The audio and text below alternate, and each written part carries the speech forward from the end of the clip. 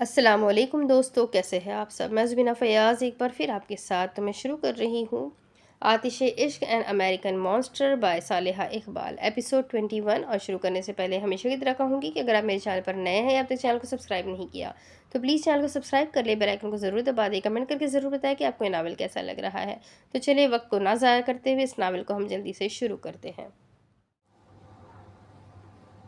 ماما سکندر کے کمرے میں اپنے کپڑے الماری میں سیٹ کر رہی تھی اور ساتھ ہی ساتھ وہ اپنے واپس امریکہ جانے کی باتیں بھی سوچ رہی تھی۔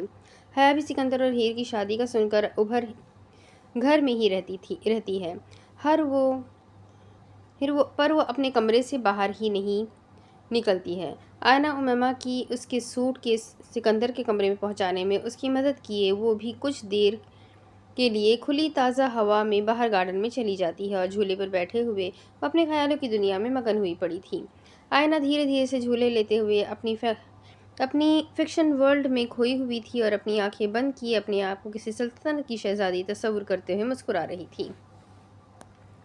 اف کتنے ہینڈسم ہے وہ، آئینہ کہتے ہی جیسے ہی اپنی آنکھیں کھولتی ہے سامنے نک دونوں ہاتھ سینے پر باندھے ہوئے کھڑا دیکھ کر وہ اچانک سے جھولے کو روکنے کی کوشش میں گرنے لگتی ہے۔ آئینہ گرتی اس سے پہلے نک اس کو بنا ہاتھ لگائے آئینہ کے جھولے کو سنبھال کر اسے گرنے سے بچا لیتا ہے۔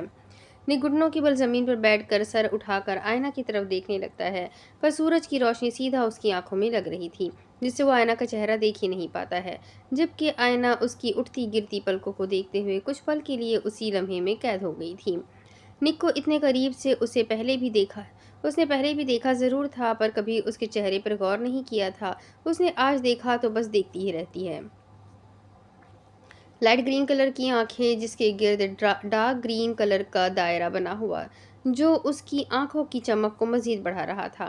آئینہ اس کی اٹھتی گرتی ہوئی پلکوں سے اس کی آنکھوں کی خوبصورتی کو دیکھتے ہوئے وہ اس کے چہرے کے آگے اپنا ہاتھ رکھے نک کے چہرے پر اس کی آنکھوں میں سورج کی لگتی ہوئی چمک کو روکنے کی کوشش کرتی ہے۔ آئینہ جیسے ہی اس کی آنکھوں کو سورج کی روشنی سے بچاتی ہے، نک اپنی آنکھیں مکمل کھول کر آئینہ کی معصوم سے چہرے پر اس کی قیامت خیز لگتی ہوئی اس کی آسمانی رنگ کی آنکھوں میں گہرائی میں ڈوب جاتا ہے۔ آئینہ تو پہلے ہی اس کی آنکھوں میں کھو چکی تھی، نک بھی اس کی آنکھوں میں دیکھتے ہی وہ بھی کچھ پل اسی طرح بیٹھے ہوئے اس کی معصومیت سے بھرے ہوئے چہرے اور اس کی خوبصورت آنکھوں کو دیکھنے لگ جاتا ہے۔ وقت گزرتا جاتا ہے پر دونوں کے لیے وہ جیسے تھم سا گیا تھا۔ کچھ پلوں بعد آئینہ بمشکل اپنی پلکیں جھپکاتی ہے۔ اس کی جھکی ہوئی پلکوں کو دیکھ کر نک بھی جلدی خود کو کمپوز کیے اس کے جھولے سے ہاتھ ہٹاتا اور اٹھ کھڑا ہونے لگتا ہے۔ آئینہ اپنا ہاتھ اپنے دوسرے ہاتھ میں قید کیے وہی جھولے پر نظر جھکائے ہوئے بیٹھی ہوئی تھی۔ نک ایک نظر آئینہ پر ڈالے ہوئے بنا کچھ کہے اپنے قدم حویلی میں اندر کی طرف بڑھانے لگتا ہے۔ نک کو جاتا ہوا دیکھ کر آئینہ اپنا رخ دوسری طرف موڑ اپنی آنکھیں زور سے میچ لیتی ہے۔ نک جیسے ہی حویلی میں داخل ہوتا ہے دروازے پر امیمہ کو کھڑا دیکھ کر اس کے قدم رکنے لگتے ہیں۔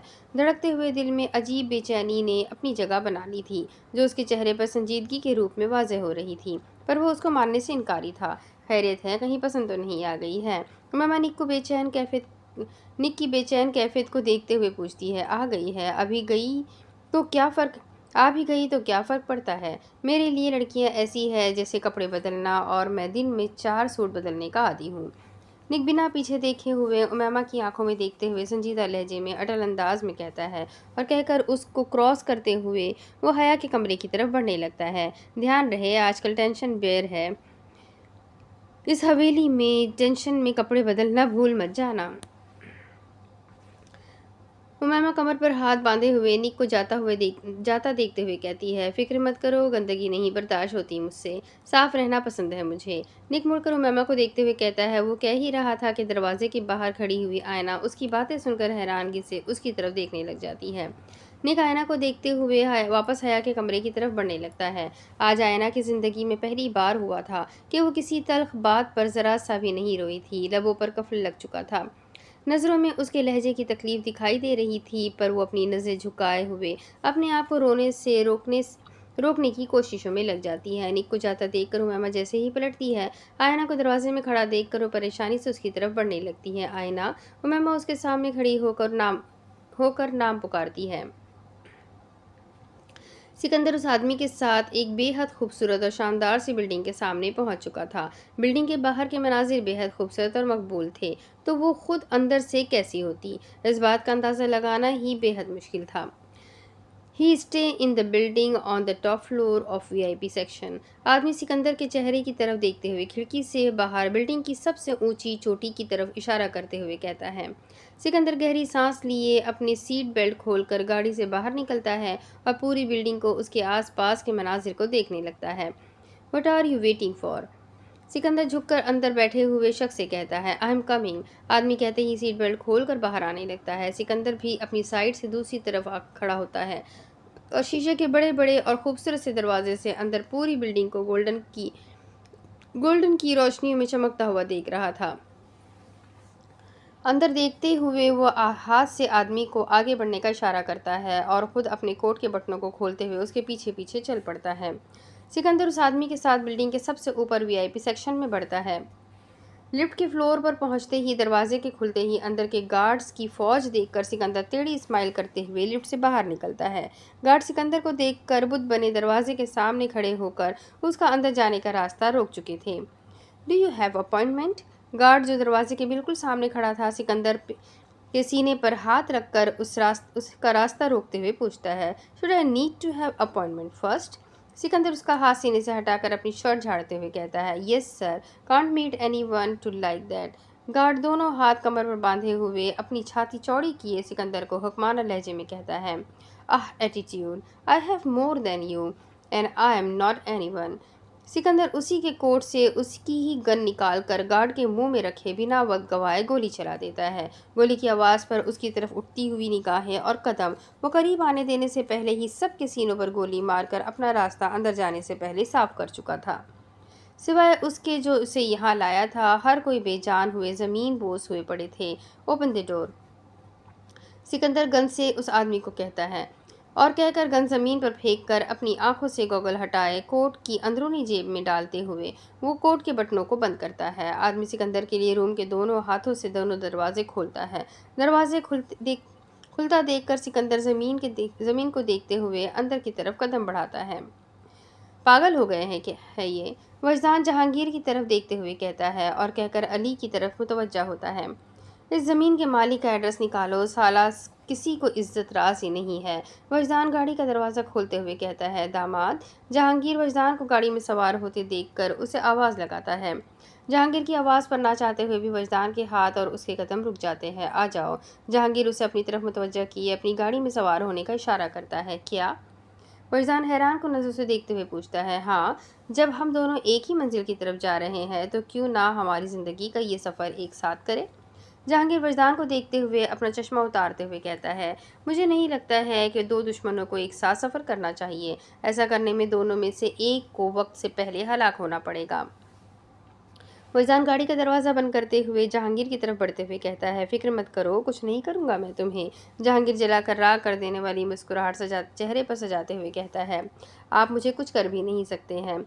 यकीनन आप अपनी बेटी को भरी जवानी में तन्हा मायूस नहीं देखना चाहेंगे। वजदान गाड़ी के बोनट पर हाथ रखते हुए कहता है, अगर तुम्हें पता है कि मैं ऐसा कुछ नहीं करूँगा तो डर किस बात का है? आ जाओ, आगे बहुत लंबी ज़िंदगी है, बिना यकीन के तो नहीं चलेगी। साथ में जहांगीर गाड़ी का दरवाज़ा खोलते हुए पुरसुकून लहजे में कहता है, एक बार कह दिया मैंने, साथ नहीं जाना है, ज़बरदस्ती किस बात की है?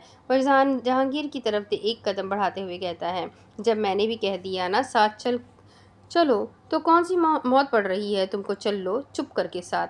जहांगीर भी वजदान की तरफ एक कदम बढ़ाते हुए गुस्से में कहता है, आप इतने ढीठ हड्डी है तब ही आपकी लाडी इतनी ज़िद्दी है। वजदान एक कदम और जहांगीर की तरफ बढ़ाते हुए कहता है, कमीने, मेरी बेटी को कुछ मत बोलना वरना इसे इस दुख से बचाने के लिए दूसरे में मुब्तला करना पड़ेगा मुझे। जहांगीर भी वजदान की तरफ बढ़ते हुए कहता है, कौन सा दुख? वजदान हैरानगी से पूछता है, तुझ जैसे शख्स से शादी करने का दुख। यकीनन बहुत जल्द उसे पछतावा हो जाएगा अपने इस फैसले पर। जहांगीर हंसते हुए वजदान को गुस्सा दिलाते हुए कहता है, आपको उसकी फ़िक्र करने की ज़रूरत नहीं है, वो मेरी बीवी है, उसका ख्याल रखना और उसकी फ़िक्र करना मुझे अच्छे से आता है। वजदान अपने कोट को पीछे किए दोनों हाथ कमर पर रखते हुए कहता है, जब तक मैं ज़िंदा हूँ तुम्हें उसका ख्याल रखना पड़ेगा, नहीं रखोगे तो तुम्हारा हश्र कर दूंगा। धमकी दे रहे हैं आप मुझे? वजदान कमर से हाथ हटाकर गुस्सैले लहजे में पूछता है, जब एक बाप बेटी दे सकता है तो वो धमकी भी दे सकता है। जहांगीर टेढ़ी स्माइल करते हुए कहता है, अब चुप करके मेरे साथ इसी गाड़ी में चलो, वरना तुम्हारे घर में आज रात की एंट्री में एक कॉल पर बंद करवा दूंगा। जहांगीर की बात पर वजदान मुंह खोलकर उसकी तरफ हैरानगी से देखने लग जाता है। इस वक्त जिद करते हुए, यकीन माने मुझे अपनी रूठी हुई महबूबा लग रहे हैं ससुर जी। वजदान मुड़कर अली को देखते हुए कहता है, मेरा जेंडर बदलने की ज़रूरत नहीं है और इतना ज़ोर लगाकर ससुर कहने की भी नहीं है। जहांगीर वजदान की पीठ देखते हुए कहता है, तुम गाड़ी लेकर घर जाओ, मैं फारिग होकर तुम्हें बुलवा लूँगा। वजदान अली को हुक्माना लहजे में कहता है, तुम भी वापस ऑफिस जाओ, आज गाड़ी मेरा कमीना दामाद चलाएगा। जहांगीर की बात पर वजदान झटके से पलटकर उसकी तरफ देखने लग जाता है। क्या? मैं ड्राइव करूँगा, वो भी आपके लिए? वजदान अपनी तरफ शहादत की उंगली से इशारा करते हुए हैरानगी से कहता है, जी आप करेंगे मेरे लिए? जहांगीर वजदान की तरफ शहादत की उंगली से इशारा करते हुए कहता है, बट वाई? वजदान दांत और हाथों की मुट्ठियाँ भींचते हुए कहता है, बिकॉज आई एम योर ससुर। जहांगीर चार लफ्ज़ में वजदान को खामोश कर चुका था। वजदान का गुस्सा सर चढ़ने लगा था। वो जहांगीर के साथ कुछ करना चाहता था, पर हीर की वजह से वो अपने आप पर पाबंदी आयद किए हुए खड़ा था और जहांगीर को उसकी ये पाबंदी पसंद आ रही थी। चले अब? जहांगीर फ्रंट सीट की तरफ बैठते हुए कहता है। वजदान के पास जाने के अलावा और कोई ऑप्शन नहीं बचा था। वो पैर पटकते हुए अली को वापस जाने का इशारा करते हुए डेविल की गाड़ी में ड्राइविंग सीट पर बैठ जाता है और गाड़ी को स्टार्ट करने लगता है। पर जाना कहाँ है? वजदान सीट बेल्ट लगाते हुए पूछता है, उस मनहूस खबीस इंसान के पास जिसने एक तीर से 2 शिकार किए हैं। जो ज़मीन मुझे चाहिए वो किसी और को देने के बारे में भी सोचा भी कैसे? जहांगीर खिड़की से बाहर उसके आदमी को देखते हुए कहता है, इस बात पर उसका सीना मैं खुद छलनी करूँगा। वजदान कहते ही गाड़ी स्टार्ट करता है, पर चिल्लाते चिल्लाते रुक जाता है। उसका एड्रेस पता है आपको? मुझे नहीं पता। वजदान जहांगीर को देखते हुए कहता है, आह गुंडे बने फिरते हो और अपने दोस्त तो दुश्मन का पता ही नहीं मालूम है तुम्हें। जहांगीर गंदा समूह बनाते हुए कहता है, जी क्योंकि इस काम के लिए मेरे पास अली है, हर काम मॉन्स्टर खुद नहीं करता है। वजदान एटीट्यूड से कहते हुए गाड़ी स्टार्ट करता है। गाड़ी आहिस्ता चलाना, ज़्यादा स्पीड नहीं पसंद मुझे। जहांगीर खिड़की में बाजू रखे अपने हाथों की मुट्ठी बनाए उस पर अपना सर टिकाते हुए कहता है, अच्छा ज़्यादा स्पीड नहीं पसंद। वजदान जहांगीर की बात दोहराता है और गाड़ी को स्टार्ट किए फुल स्पीड में खाली बंजर ज़मीन से दौड़ाते हुए सड़क की तरफ ले जाता है। कमीने आहिस्ता बोला है। जहांगीर अपनी सीट बेल्ट लगाते हुए कहता है, हाँ तो हुक्म कैसे दे रहे हैं? दामाद हूँ, नौकर नहीं। वजदान कहते ही गाड़ी की स्पीड मज़ीद तेज़ करता है। दूसरी तरफ आयना उसकी बातों का बुरा मत मानना, वो ऐसा नहीं है, बस कभी कभी चिड़चिड़ा होता है तो बोल देता है। उम्मा निक के कहे हुए अल्फाजों की वजाहत पेश करते हुए कहती है, कोई बात नहीं। आयना अपनी सांसें रोके हुए चेहरे पर मुस्कुराहट सजाते हुए कहती है, मुझे काम करना है, मैं जाऊँ ऊपर? आयना उम्मा के चेहरे की तरफ देखते हुए उससे इजाज़त लेती है। उम्मा को पता था उसे कोई काम नहीं है, बस वो इस सिचुएशन से बाहर निकलना चाहती है। उम्मा हाँ में सर हिलाते हुए आयना के सामने से हटकर उसे रास्ता देती है। आयना लंबे लंबे डग भरती हुई ऊपर दूसरे फ्लोर पर अपने कमरे में जाते ही दरवाजे को बंद किए वो वॉशरूम में घुसकर अपने चेहरे को पानी से भिगोने लगती है। उसे उसकी कही हुई तल्ख बातें बुरी लग रही थी, पर वो उनको सुनकर अनसुना करना चाहती थी। आयना रोते नहीं है, हर बात पर नहीं रोते हैं। आयना रोते हुए अपने आप को शीशे में देखते हुए खुद को चुप करवाने की कोशिश करती है। क्या मतलब था उसका? मैं गंदी हूँ? आयना अपने आप को शीशे में देखते हुए निक की बात दोहराती है। खुद होंगे गंदे चौड़ा मछली। आयना दोबारा चेहरा पानी से साफ किए हुए एक नज़र खुद को शीशे में देखते हुए मुस्कुराते हुए वॉशरूम से बाहर निकल जाती है और बेड के साइड टेबल पर वो अपना फ़ोन उठाए वापस कमरे से बाहर निकलती है। वो फ़ोन पर वो खाने की मज़ीद रेसिपीज़ देखते हुए वो सीढ़ियों से नीचे उतरती है और सीधा किचन में जाती है। दूसरी तरफ हया सुबह से फ़ोन कर रहा हूँ, मेरा फ़ोन क्यों नहीं उठा रही थी? निक हया को सोफे पर बैठा काम करता देख उसके सिरहाने खड़े होकर पूछता है, मुझे फ़ोन करने की जहमत क्यों की थी? जो करना था वो कर लेते, बाकी सब की तरह तुम भी। हया लैपटॉप पर काम करते हुए तल्ख लहजे में कहती है, मुझे किसी का नहीं पता, मैं सिर्फ खुद को और आपको सबसे बेहतर जानता हूँ। निक हया के सामने टेबल पर बैठते हुए उसका लैपटॉप बंद करते हुए कहता है, हया जो हुआ है और जो हो रहा है इसमें किसी की मर्जी शामिल नहीं थी। हीर ने वजदान से शादी सिर्फ डेविल के लिए डायमंड माइन के कागजात हासिल करने के लिए की थी, पर वो ये नहीं जानती थी कि उसका झूठ वजदान पर गहरा असर कर देगा। वजदान उससे बेपनाह मोहब्बत कर बैठा है और उसकी मोहब्बत ने हीर को उसका बनाया है। निक हया के हाथ अपने हाथ में पकड़े हुए नज़र झुकाकर उन हाथों की तरफ देखते हुए कहता है, क्या उसे मुझसे पूछने की ज़रूरत नहीं थी? پوچھنا تو دور، اس نے مجھے ایک لفظ نہیں بتایا، جبکہ ڈیول کو سب پتا ہے۔ حیا ناراض لہجے میں کہتی ہے، شاید وہ اب بھی اس رشتے کو لے کر سیریس نہ ہو، شاید اس کا اختتام قریب نظر آتا ہو۔ بہت سی وجہ ہو سکتی ہے آپ کو نہ بتانے کی۔ نک نظریں اٹھا کر حیا کے پریشان چہرے کو دیکھتے ہوئے کہتا ہے، جب آپ لوگوں نے اسے خود مختار بنایا ہے تو اس کے فیصلوں پر یقین بھی رکھے۔ کبھی کوئی غلط فیصلہ نہیں کریں گی اپنی زندگی کا۔ نک گہری سانس لے کر اس کی پریشانی کو کم کرنے کی کوشش کرتا ہے۔ بات اس کے فیصلوں کی قابلیت کی نہیں ہے، بات صحیح اور غلط کی ہے۔ حیا نک کے ہاتھوں سے اپنا ہاتھ چھڑواتے ہوئے کھڑکی کی طرف بڑھتے ہوئے کہتی ہے، مجھے اتنے سالوں بعد میرا بیٹا واپس ملا بھی تو کیسے؟ وجدان امان کے دوست کی حیثیت سے، اور دوسری طرف میری بیٹی اسی آدمی کی بیوی بن چکی ہے، ایک غلط انسان کا انتخاب کر چکی ہے وہ اپنے لیے۔ اس بات پر میں کیا رد عمل دکھاؤں؟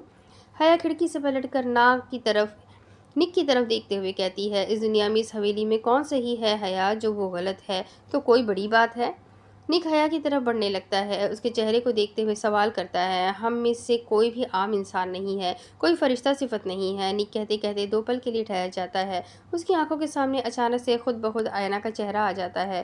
جانتی ہو کوئی فرشتہ صفت نہیں ہے یہاں، لیکن ایک کرمنل، اور وہ بھی وجدان جیسا؟ حیا حیرانگی سے کہتی ہے، ڈیول کی بات بھول گئی حیا، کوئی بھی شخص خود سے برا نہیں ہوتا ہے، اسے برا اور برے سے بدتر بنانے کے پیچھے کوئی نہ کوئی بڑی وجہ ضرور ہوتی ہے۔ نک حیا کے سامنے کھڑا ہو کر اس کے کندھوں پر ہاتھ رکھ کر جھک کر اس کی آنکھوں میں دیکھتے ہوئے کہتا ہے، مسز ڈیول، ہیر کسی عام آدمی کی بیٹی نہیں ہے جسے کوئی بھی تکلیف دے گا اور وہ اسے برداشت کر لے گی۔ اس کے پیچھے اس کے 3 بہادر آدمی، اس کے سہارے اس کی طاقت کھڑے ہیں، اور ہمارے ہوتے ہوئے وہ وجدان امان کی قید میں پھنس گئی۔ اس کا یہ ہرگز مطلب نہیں ہے کہ ہم کمزور ہیں، اس کا مطلب صاف ہے، سامنے والے کا ارادہ ہم سے زیادہ مضبوط ہے۔ نک حیا کے کندھے سے ہاتھ ہٹاتے ہوئے کہتا ہے، ہم سب سے بڑھ کر اس کی طاقت آپ ہے، وہ خود کو ڈیول کی اور پولیس والی گنڈی کی بیٹی صرف کہتی نہیں ہے، مانتی بھی ہے۔ اسے وقت دے، وہ سب ٹھیک کر لے گی بنا آپ کو پریشان کیے۔ نک مسکراتے ہوئے کہتا ہے، اس کی باتوں پر حیا کو یقین ہونے لگا تھا، اس کا کہا ہر لفظ اسے صحیح لگ رہا تھا۔ امید کرتی ہوں جیسا تم کہہ رہے ہو ویسا ہی ہو، اگر میری بیٹی کو اس نے تکلیف دی تو اسے ڈیول بھی نہیں بچا پائے گا مجھ سے، اور وہ خود کو بھی نہیں بچا پائے گا۔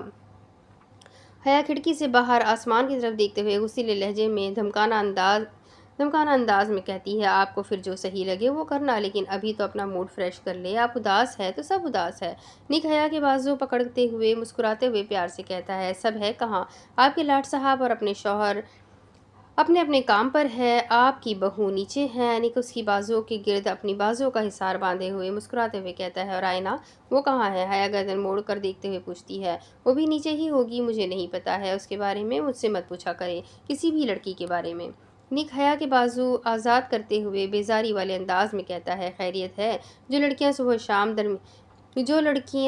شام لڑکیوں کے درمیان گھر رہنا پسند کرتا ہے، جو لڑکا صبح و شام لڑکیوں کے درمیان گھر رہنا پسند کرتا ہے، جسے ہر وقت لڑکیوں کی باتیں کرنا پسند ہے، وہ آج ہم سب کی باتیں کرنے سے انکاری ہو رہا ہے۔ حیا نک کے چہرے کو دیکھتے ہوئے اپنے ہاتھ کمر پر باندھے تجسس سے پوچھتی ہے۔ حیا کی باتوں پر وہ ایک بار پھر سے سوچ میں ڈوب گیا تھا۔ وہ جس لمحے کو اپنی یادوں میں قید نہیں رکھنا چاہتا تھا، وہ بار بار اس کی آنکھوں کے سامنے آ رہا تھا۔ وہ خاموش ہو گیا تھا، پل کے کیس کو تصور کرتے ہوئے جھک گئی تھی، آنکھوں میں شرم تھی یا پھر بیزاری جسے وہ چھپانے کی کوشش کر رہا تھا۔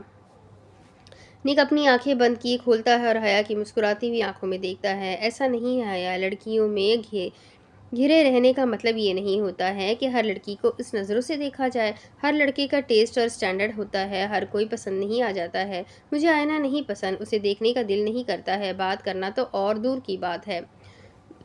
نک اپنے ایٹیٹیوڈ انداز میں کہتا ہے، اور کہہ کر وہ کمرے سے باہر جانے کے لیے اپنے قدم بڑھاتا ہے۔ دھیان رکھنا، پھر تم کبھی بھی سامنے والے کو حد سے زیادہ اگنور کرنا بھی اسے حد سے زیادہ قریب آنے کا اشارہ ہوتا ہے۔ حیا نک کی پیٹھ کی طرف دیکھتے ہوئے کہتی ہے، جس پر نک کے بڑھتے ہوئے قدم کے لیے ایک وقت کے لیے تھمتے ضرور ہے، پر وہ جلد ہی خود کو کمپوز کیے باہر کی جانب بڑھنے لگتا ہے۔ दूसरी तरफ सिकंदर रूम में दाखिल हुए इधर उधर देखने के बजाय जिस जगह वो कदम बढ़ा रहा था उसी तरफ देखे जा रहा था। बाहर गार्ड्स की लाइन थी लेकिन अंदर ना बंदा ना बंदे की ज़ात थी। हैरानकुन नज़र से वो वीआईपी सेक्शन की खूबसूरती को देखते हुए उस आदमी को तलाश करता है। सिकंदर अपने पीछे खड़े हुए आदमी को देखने के लिए पलटता ही है, एक गरजदार भारी भरकम आवाज़ उसके कानों से टकराती है। Welcome welcome devil sons. आवाज़ पर सिकंदर फौरन से पलटकर अपने पीछे देखने लगता है, जहां वीआईपी रूम की दूसरी मंजिल की सीढ़ियों की सबसे ऊपर वाली सीढ़ी पर ब्लैक कलर के 3 पीस सूट में मलबूस आदमी सिकंदर को देखते हुए अपना हाथ पैंट की जेब में डालता है और सिकंदर को देखते हुए वो चेहरे पर हल्की सी मुस्कुराहट सजाए हुए सीढ़ियों से नीचे उतरता है। सिकंदर उस आदमी को उतरता देखकर खुद भी आगे की तरफ कदम बढ़ाता है। आप सिकंदर कुछ कदम आगे बढ़ाता है और फिर रुक नज़र भर सामने खड़े हुए वजूद को देखता है। ब्लैक कलर के 3 पीस सूट में मलबूस, जिसके कोट के बटन खुले हुए थे, लाइट ब्राउन कलर की चमकती हुई आंखें, चेहरे पर हल्की हल्की सी ब्लैक कलर की बियर्ड, बालों को जेल की मदद से सेट किया हुआ कसरती जिस्म, चौड़ी बॉडी, सफ़ेद रंगत, मुस्कुराए तो चेहरे पर गाल पर एक तरफ हल्का सा डिम्पल नुमाया हो जाए, वो उनके दाढ़ी के बालों से हल्का हल्का सा झलक रहा हो। पहचान लिया मुझे? सिसिन उरूबी सिकंदर के सामने खड़ा होकर पैंट की जेब से हाथ निकालते हुए कहता है, आपको कैसे सकते हैं मेरी ज़िंदगी लौटाने वाले आप वाहिद शख्स जो है। सिकंदर मुस्कुराते हुए आदमी के गले से लगते हुए कहता है, बहुत बड़े हो गए हो। सिसिन सिकंदर की पीठ पर हाथ मारते हुए उसे सहलाते हुए मुस्कुराते हुए कहता है, आप यहाँ थे, मैंने कितना ढूंढा था अंकल आपको। सिकंदर उनके चेहरे को देखते हुए हंसते हुए कहता है, उसके इतने सालों का इंतज़ार, उसकी तलाश जो ख़त्म हो गई थी, अपनी ज़िंदगी के मसीहा को जो देख लिया था, उसने दोबारा। वजदान कैसा है? सिसिन सिकंदर से पूछता है और उसे सोफे की तरफ बढ़ाता है। ठीक है, वो उसकी शादी हो गई है अब। सिकंदर सोफे पर बैठते हुए जवाब देता है, हाँ सुना था मैंने भी, उसकी शादी का सोचा था, शादी पर उसको अपने सामने से देखूंगा, पर ज़िंदगी को कुछ और ही मंजूर था। वाकई में उसकी ज़िंदगी को तो कुछ और ही मंजूर है। जिस इंसान से वो पूरी ज़िंदगी नफरत करता रहा, उसी की बेटी से हर हद से पार मोहब्बत कर बैठा। फरजान सोफे पर चौड़ा होकर बैठते हुए कहता है, किससे? सिसिन हैरानगी से पूछता है, मेरी बहन से। सिकंदर मुख्तसर से जवाब देता है, तुम्हारी बहन से? पर उसने तो किसी हीर हैदर से शादी की थी अमेरिका में। सिसिन हैरानगी से सिकंदर को देखते हुए पूछता है, वो हीर हैदर नहीं, हीर आलम जहांगीर थी, जहांगीर आलम और सिकंदर आलम की बेटी और बहन।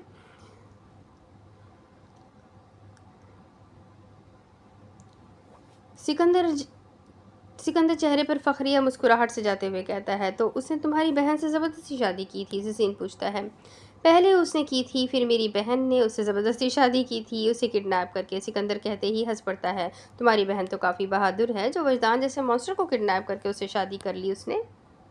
सिसिन हैरानगी जाहिर करते हुए कहता है, बहादुर तो है वो बहुत, तब ही तो वो वजदान यमान का जुनून है, उसका इश्क है। सिकंदर टांग पर टांग रखे हुए दोनों टांगों के दरमियान अपना हाथ रखकर चौड़ा हुए सिसिन को की आंखों में देखते हुए कहता है, सही, तो वो कैसा काम कर रहा है? काम सही चल रहा है उसका? सिसिन को वजदान के बारे में जानने का तजस्सुस हो रहा था। जी वो यही है, इटली में शिफ्ट हो गया है।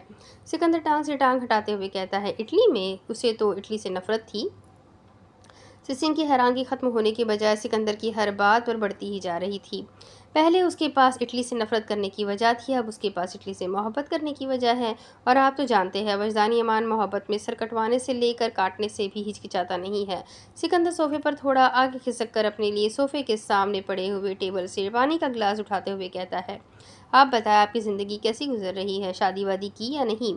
सिकंदर पानी का गिलास लबों से लगाते हुए पूछता है, शादियाँ उनकी होती है जो ज़िंदगी में आगे बढ़ना चाहते हैं, अपने आप को बदलना चाहते हैं, नए रिश्तों में जोड़ना चाहते हैं।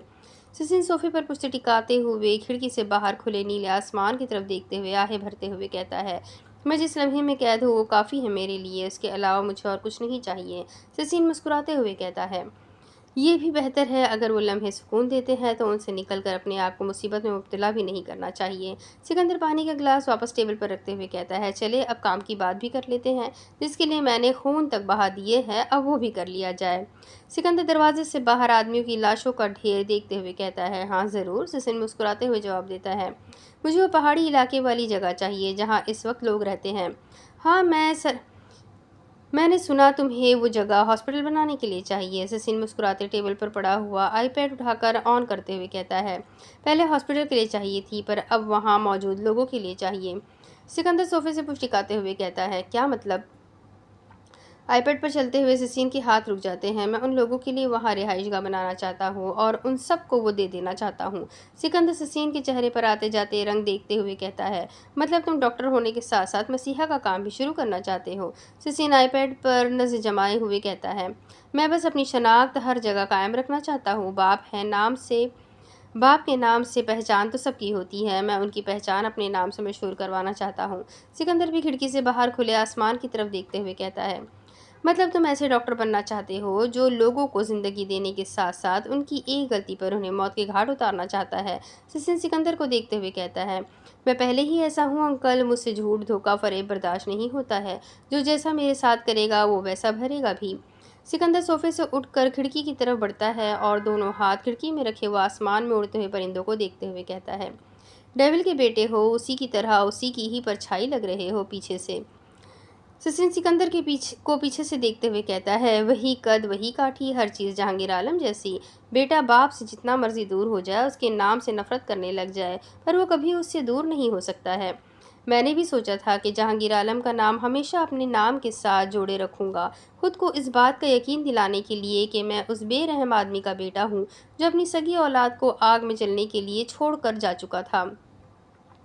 सिकंदर खून उतरती हुई नज़रों से आसमान से नज़रें हटाकर ज़मीन की तरफ देखते हुए कहता है, पर मैंने जो सोचा जो चाहा शायद वो किस्मत को मंजूर नहीं। मैंने अपना आप बदला आपकी मदद से। सिकंदर कहते ही पीछे पलट कर ससीन को मुस्कुराते हुए देखते हुए कहता है, आपकी वजह से मैं उस रात बच गया था। आपने मुझे बचाकर मुझ पर एहसान किया था जिसका कर्ज मैं कभी अदा नहीं कर पाऊंगा। सिकंदर से वापस सोफे की तरफ बढ़ते हुए कहता है, वो तो तुम अदा कर रहे हो, वजदान का दोस्त बनकर तुमने मेरी बात की लाज रखी, उसका साथ कभी नहीं छोड़ा, ये मेरे लिए बहुत बड़ी बात है। ससी नज़र झुकाकर उसका शुक्रिया अदा करता है। इस बात पर मैं तुम्हें वो ज़मीन तोहफे में देता हूँ। ससी सिकंदर को देखते हुए कहता है, नहीं, वो मुझे तोहफे में नहीं चाहिए, बल्कि कुछ और चाहिए। हक ब, जिसमें जो मैं ख़रीद सकता हूँ मैं उसे ख़रीदूँगा। ज़ाती खुशियों में मैं किसी को हिस्सेदार नहीं बनाता हूँ। सिकंदर कहते हुए थोड़ा थोड़ा ठहरता है ताकि ससीन को उसकी बात का बुरा ना लग जाए। बहुत अच्छी खूबी है ये तुम्हारी, वाकई में अपनी जीत में और अपनी खुशियों में जितने कम लोगों को हिस्सेदार बनाओगे उतना तुम्हारे लिए बेहतर रहेगा।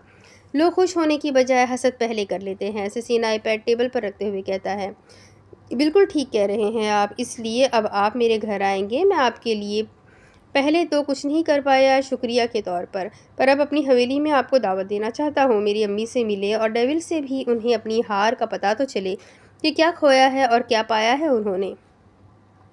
सिकंदर नज़र झुकाए अपने जूतों की तरफ देखते हुए कहता है, तुम्हारी हवेली? ससीन उसकी बात दोहराता है, तो फिर ये डील हम दोनों कल रात के खाने पर करेंगे, तुम्हारी पूरी फैमिली के साथ उनके सामने।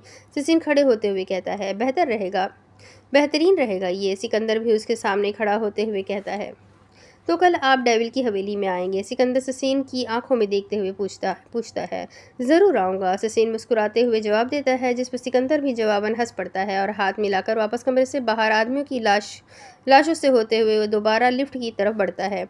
डेविल की बेटी वजदान की मोहब्बत। ससीन खिड़की की तरफ बढ़ते हुए कहता है, दिन से रात हो गई थी। जहांगीर और वजदान को गाड़ी में घूमते हुए जहांगीर पुरसुकून सा बैठा हुआ था और वजदान का गुस्से में दिमाग खराब हुआ पड़ा था। बस बस बहुत हो गया है। वजदान गाड़ी सड़क के किनारे रोकते हुए कहता है और कहकर गुस्से में गाड़ी से बाहर निकल जाता है। आपने कहा हम ज़मीन वाले के पास जा रहे हैं, पर आपने मुझे आप अपना ड्राइवर ही समझ लिया है। घुमाए जा रहे हैं आप मुझे। वजदान अपना कोट उतार कर गाड़ी के बोनट पर फेंकते हुए कहता है, गुस्सा क्यों कर रहे हो? जहांगीर भी गाड़ी से बाहर निकलते हुए कहता है, आपने मेरा दिमाग ख़राब कर दिया है और मैं गुस्सा भी ना करूं? वजदान गुस्सीले लहजे में कहता है, मैं तो सिर्फ तुम्हारा सबर टेस्ट कर रहा था दामाद। क्या? वजदान हैरान कुन नज़र से देखते हुए कहता है, हाँ, चेक कर रहा था तुम में कितना सब्र है। मेरी बर्दाश्त को पूरी ज़िंदगी बर्दाश्त भी कर पाओगे या नहीं? जहांगीर गाड़ी से टेक लगाते हुए कहता है, हैं? वजदान अभी भी हैरान कुन नज़र से देखते हुए कहता है, हाँ, मैं जानता हूँ मेरी बेटी है, उसको बर्दाश्त करने के बेहद सब्र की ज़रूरत है। जहांगीर वजदान को देखते हुए गहरी सांस लेते हुए कहता है, कर लिया मेरा पेशेंट टेस्ट, अब मैं जा रहा हूँ, अपने ड्राइवर को बुलाएं। وجدان کہتے گاڑی کے بونٹ سے کوٹ اٹھائے آگے کی طرف بڑھنے لگتا ہے۔ کدھر؟ جہانگیر کمر پر ہاتھ رکھ کر اسے جاتا دیکھ کر پوچھتا ہے۔ گھر میں میری بیوی میرا انتظار کر رہی ہوگی، وجدان دانت پیستے ہوئے کہتا ہے۔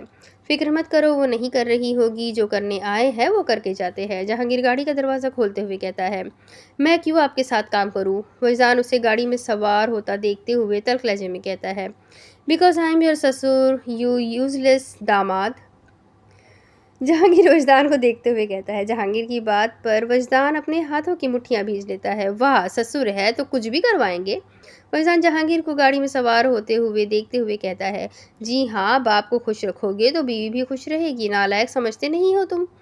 جہانگیر گاڑی میں بیٹھتے ہوئے باہر کھڑے وجدان کو دیکھتے ہوئے کہتا ہے۔ سمجھنے کی ضرورت آپ کو ہے سسر جی، رات ہو گئی ہے، میں اپنی رات سسر کے ساتھ نہیں بیوی کے ساتھ گزارنا چاہتا ہوں، تبھی تو ہماری انڈرسٹینڈنگ بنے گی۔ وجدان گاڑی کا دروازہ کھول کر اندر جھانک کر جہانگیر کو دیکھتے ہوئے کہتا ہے۔ پہلے باپ کے ساتھ تو انڈرسٹینڈنگ بنا لو، پھر اس سے بھی بن جائے گی۔ جہانگیر وجدان کو دیکھتے ہوئے بولا۔ تو کیا آپ کے ساتھ بھی رومانس کروں، پھر ہوگی آپ سے انڈرسٹینڈنگ؟ وجدان گاڑی میں بیٹھتے ہوئے جل کر کہتا ہے۔ نہیں نہیں میری جان، میرے ساتھ رومانس کرنے کی ضرورت نہیں ہے، میں آلریڈی بکڈ ہوں۔ جہانگیر دانت بھینچتے ہوئے کہتا ہے۔ تو پھر میری بکنگ کیوں خراب کر رہے ہیں؟ وجدان غصیلے لہجے میں بیزاری سے کہتا ہے۔ بیکاز آئی لو یو داماد جی، I want to see you every single second in front of my eyes. Jahangir Wajdan کو غصے میں دیکھ کر ہنستے ہوئے کہتا ہے۔ اللہ معاف کرے، پتہ نہیں کس جنم کا بدلہ ہے، آپ کو میرا سسر بنا کر لے رہے ہیں۔ وجدان کوٹ پچھلی سیٹ پر پھینک کر سیٹ بیلٹ لگاتے ہوئے کہتا ہے۔ بیٹا جی، یہ اسی جنم کا بدلہ چل رہا ہے جو کرتوت اس جنم میں کر لیے ہیں نا تم نے، تمہیں دوبارہ جنم ملنے سے رہا۔ جہانگیر وجدان کی بازو پر ہاتھ رکھ کر کہتا ہے۔ ویری فنی، وجدان چڑھتے ہوئے کہتا ہے۔ کہاں جانا ہے؟ وجدان پوچھتا ہے۔ اور کہاں رات ہو گئی ہے، میری بیوی میرا انتظار کر رہی ہوں گی، گھر چلو، ہر وقت کی آوارہ گردی کرتے رہتے ہو۔ جہانگیر وجدان کو دیکھتے ہوئے غصے میں کہتا ہے۔ استغفر اللہ۔ وجدان کہتے ہی گاڑی کو پھر سے فل اسپیڈ میں چلا لیتا ہے۔ وجدان گاڑی آہستہ چلاؤ۔ جہانگیر وجدان کے بازو پر ہاتھ مارتے ہوئے کہتا ہے۔ کیوں سسر جی، گھر نہیں پہنچنا؟ بیوی بچے انتظار کر رہے ہیں نا آپ کے؟ وجدان چہرے پر مسکراہٹ سجائے ہوئے کہتا ہے۔ کمینے داماد، آہستہ کر لو، گھر جانا ہے، اوپر نہیں ابھی سے۔ جہانگیر سیٹ بیلٹ کو مٹھی میں جکڑے ہوئے کہتا ہے۔ ابھی سے کہاں سسر جی، وہاں جانے میں وقت ہے ابھی، وجدان اور گاڑی کی اسپیڈ بڑھاتے ہوئے کہتا ہے۔ ہیر عذرا اور ایڈونس سے باتیں کر کے انہیں ہال میں چھوڑ کر خود اکیلے پورے گھر کا معائنہ کرنے میں لگی ہوئی تھی۔ کہاں رہ گئے ہیں وجدان؟ بھول گئے ہیں کیا گھر میں آپ کی ایک بیوی بھی ہے؟ بدتمیز شوہر، اکیلا چھوڑ کر چلے گئے مجھے۔ ہیر اپنے آپ سے باتیں کرتے ہوئے گھر سے باہر نکل کر گھر کے آس پاس کی جگہ گھومنے لگتی ہے۔ ہر طرف اندھیرا ہی اندھیرا تھا، چاند کی ہلکی ہلکی سی روشنی جو اسے اپنے سامنے چند قدموں کی جگہ دکھا رہی تھی، وہ بھی جھلک دکھا کر بادلوں کے پیچھے چھپ جاتا ہے۔ ہیر وجدان کے خیالوں میں گم زمین کی طرف دیکھتے ہوئے آگے کی جانب بڑھتی جاتی ہے، جہاں صرف اور صرف اندھیرا تھا، خاموشی تھی، ہلکی سی روشنی تھی، پر وہ بھی چھپ رہی تھی۔ آسمان پر پہلے سفید بادل چھا گئے اور پھر آہستہ آہستہ بادلوں کی جگہ کالے بادل لے رہے تھے، جو ہر طرف گہرا اندھیرا کر رہے تھے۔ اتنی دیر ہو گئی ہے، آپ رہ کہاں گئے ہیں؟ ہیر کہتے ہی پلٹ کر اپنے پیچھے دیکھتی ہے، جہاں ایک سفید عمارت دکھائی دے رہی تھی، وہ بھی بہت دور سے۔ ہیر گھر کو دیکھتے ہوئے اپنے چاروں طرف دیکھتی ہے۔ یہ میں کہاں آ گئی؟ میں کب گھر سے اتنی دور آ گئی؟ ہیر اپنے ارد گرد گھنے جنگلات کو دیکھتے ہوئے کہتی ہے، جو رات کے پہر عجیب ڈراؤنا منظر پیش کر رہے تھے۔ یہ کتنا خوفزدہ ہے۔ ہیر جنگلات کو دیکھتے ہوئے اپنے ہاتھوں کی مٹھیاں ڈر کے مارے بھینچ لیتی ہے۔ ہیر نکل جا واپس، ڈر کے مارے ہی مر جائے گی تو۔ ہیر اپنے آپ سے کہتے ہوئے واپس کی طرف قدم بڑھاتی ہے۔ وہ جیسے ہی مڑتی ہے، اس کی نظر درخت کے نیچے موجود ایک لمبے چوڑے وجود پر پڑتی ہے، جس کی کالی سی آنکھیں رات کے اندھیرے میں چمک رہی ہوتی ہے۔ ہیر کی نظر مڑتے ہوئے جیسے ہی اسے ٹکراتی ہے، وہ اسی پل میں تھم جاتی ہے۔ ہیر کچھ نہیں ہے، جو بھی ہے مجھے کیا، چل واپس چل۔ ہیر اپنے آپ کو مڑ کر دوبارہ نہ دیکھنے کی ہمت دیتے ہوئے کہتی ہے، اگر اسے مدد کی ضرورت ہوئی تو مڑ کے دیکھنے میں کچھ جائے گا تو نہیں؟ ہیر دھڑکتے ہوئے دل سے اپنی آنکھیں میچ کر کھولتے ہوئے کہتی ہے، اللہ کا نام لے اور مڑ جا۔ ہیر اپنے آپ کو ہمت دیتے ہوئے کہتی ہے اور پلٹ کر دوبارہ درخت کے سائے میں کھڑے ہوئے وجود کی طرف دیکھتی ہے، جو آدمی کا عکس پیش کر رہی تھی۔ یہ آدمی ہے؟ ہیر اس کی طرف چھوٹے چھوٹے قدم اٹھائے بڑھ ہی رہی تھی کہ بجلی اتنی زور سے گرجتی ہے کہ ہیر کے پورے وجود کو ڈرا کر رکھ دیتی ہے۔ ہیر کا دل پھٹنے والا ہو گیا تھا ڈر کے مارے، لیکن وہ اپنے ڈر پر قابو پاتے ہوئے اس شخص کی مدد کرنے کے لیے آگے بڑھتی ہے۔ فراٹیلو، بھائی۔ ہیر بلند آواز میں ہاتھ لہراتے ہوئے اسے پکارتی ہے، فراٹیلو یہ بہرا ہے، سن نہیں رہا ہے کیا اسے؟ ہیر اس کو ابھی بھی اپنی جگہ پر کھڑے ہوئے دیکھتے ہوئے کہتی ہے، زندہ ہے یا مرا ہوا ہے؟ ہیر تجسس و حیرانگی سے کہتی ہے، پاس جا کر دیکھو۔ وہ اپنے ارد گرد اور آسمان کی طرف دیکھتے ہوئے کہتی ہے، اور کہہ کر گہری سانس لیتے ہوئے وہ اس کی طرف بڑھنے لگتی ہے۔ مدد کرنی چاہیے انسان کو، جتنی گنہگار ہوں شاید معافی ہی مل جائے اس سے۔ ہیر کہتے ہوئے آگے کی طرف بڑھتی ہوئی جا رہی تھی۔ آسمان پر بجلی چمکنے لگ گئی، فوار شروع ہو چکی تھی۔ ہیر اپنے سامنے دیکھتے ہوئے آگے کی طرف بڑھ رہی تھی۔ وہ ایک نظر پلٹ کر جیسے اپنے پیچھے دیکھنے ہی لگتی ہے کہ جانور کی آواز پر اس کا دل ڈرتے ہوئے تیزی سے دھڑکنے لگ جاتا ہے۔ ابھی اس نے پیچھے گردن موڑی ہی تھی کہ جنگل میں درخت کے نیچے وجود 2 پیروں سے 4 پر ہوئے ہیر کو دیکھتے ہوئے دوڑتے ہوئے اس کی طرف آ رہا تھا۔ ماما! ہیر اسے اپنی طرف آتا دیکھ کر ڈرتے ہوئے لڑکھڑاتے ہوئے وہ واپس گھر کی طرف بھاگنے لگتی ہے۔ ہیر کی اسپیڈ سے دگنی اسپیڈ سے وہ بھاگ رہا تھا۔ فوار بھی اب بارش میں تبدیل ہو چکی تھی اور وہ بھی اچھی خاصی تیز۔ امی، بابا! ہیر دوڑتے ہوئے کہتی ہے اور کہہ کر ایک نظر پلٹ کر پیچھے دیکھتی ہے تو جانور اس کے بالکل نزدیک آ چکا ہے۔ ہیر ڈرتے ہوئے روتے ہوئے آگے بڑھ رہی تھی کہ وہ کسی کے وجود سے ٹکراتی ہے اور زور سے اس کے ساتھ لپٹ جاتی ہے۔ ہیر اس کے گلے سے لپٹی ہوئی مضبوطی سے اسے اپنی باہوں میں جکڑے ہوئے وہ ڈر کے مارے گہری گہری سانسیں لیتے ہوئے رو رہی تھی۔ اپنے پیچھے سے جانور کی خوفناک آواز اور اس کے قدموں کی آہٹ نہ سنتے ہوئے ہیر ڈرتے ہوئے اس وجود سے دور ہوتی ہے، اس ڈر سے کہ وہ بھی کہیں وہی جانور نہ ہو۔ اس سے دور ہوتے ہوئے ہیر سیدھا زمین پر جا گرتی ہے اور اپنے ہاتھوں کے بل وہ روتے ہوئے گیلی مٹی پر پیچھے کی طرف کھسکنے لگتی ہے۔ ہر طرف اندھیرا ہی اندھیرا، سامنے کون کھڑا ہے کون نہیں کوئی دکھائی نہیں دے رہا۔ ہیر ڈر کے مارے پیچھے کی طرف دیکھنے کی کوشش کرتی ہے پر سامنے موجود وجود سے وہ مزید ڈر جاتی ہے۔ ہیر اپنے آپ کو پہلی بار بے بس محسوس کرتے ہوئے زور زور سے پھوٹ کر رو دیتی ہے۔ ہیر اور اس جانور کے سامنے کھڑا ہوا شخص کوئی اور نہیں وجدان تھا، جو بارش میں بھیگا ہوا بت بنے کھڑے ہیر کے پیچھے اس کی طرف بڑھتے ہوئے جانور کو جیسے ہی کلہاڑی کی مدد سے ایک ہی نشانے میں مار چکا تھا۔ کولڈ نظروں سے وہ اندھیرے میں ڈوبے ہوئے جانور کو دیکھ رہا تھا۔ اس سے نظر ہٹا کر وہ جیسے ہی ہیر پر کرتا غصہ، کولڈنس، ہر چیز اس کے چہرے سے غائب ہوئے۔ فکر مندی اور ڈر نے اپنی جگہ بنا لی تھی۔ ہیر میں ہوں، وجدان زمین پر گھٹنوں کے بل مٹی میں بیٹھے ہوئے ہیر کو اپنا آپ ظاہر کرتا ہے۔ بارش کی وجہ سے ہر چیز دھندلی ہو رہی تھی۔ وجدان ہیر کے بالکل قریب آیا تو اسے دیکھ کر ہیر روتے ہوئے چھوٹے بچے کی طرح وجدان سے لپٹ جاتی ہے۔ وجدان اس کی کمر کے گرد بازو کا حصار باندھے ہوئے اسے اپنی باہوں میں قید کر لیتا ہے۔ مت رو ایسے میری جان، کیوں مجھے بھی مارنے والے کام کر رہی ہو؟ وجدان اس کے بالوں میں ہاتھ رکھتے ہوئے کہتا ہے۔ وجدان کا دل مٹھیوں میں آ جاتا ہے۔ ہیر کو روتا دیکھ کر اسے اپنے وقت پر پہنچنے پر جہاں اطمینان تھا وہیں ہیر کو کچھ ہو جانے کا ڈر بھی لگ رہا تھا۔ وجدان ہیر کو اپنی باہوں میں قید کیے ہوئے اسے چھوٹے بچے کی طرح اپنی پناہ میں قید کیے ہوئے زمین پر بیٹھا ہوا تھا۔ ہیر! وجدان اس کے گیلے بالوں پر ہاتھ رکھتے ہوئے اسے پیار سے پکارتا ہے۔ ہیر اس کی بات کا کوئی جواب نہیں دیتی ہے، بس وجدان سے لپٹی وہ روتی رہتی ہے۔ وجدان کے دل میں درد پیدا ہونے لگا تھا۔ ہیر کو اتنا زیادہ روتا دیکھ کر وہ اسے چپ کروانے کی کوشش کرتا ہے۔ وہ کروائے بھی تو کیسے، اسے یہاں لانے والا وہ خود تھا۔ وہ کچھ نہیں کہتا ہے اور بس اس کو اپنی باہوں میں قید کیے ہیر کو رونے دیتا ہے۔ اس کی آنکھ سے نکلا ایک ایک آنسو اسے تکلیف دے رہا تھا، پر وہ اسے بغیر کچھ کہے بغیر کھلے آسمان کے نیچے تیز بارش اور گرجتی ہوئی بجلی کے درمیان وہ اسے اپنی باہوں میں لپیٹے ہوئے اسے اپنی موجودگی کا احساس دلاتا ہے۔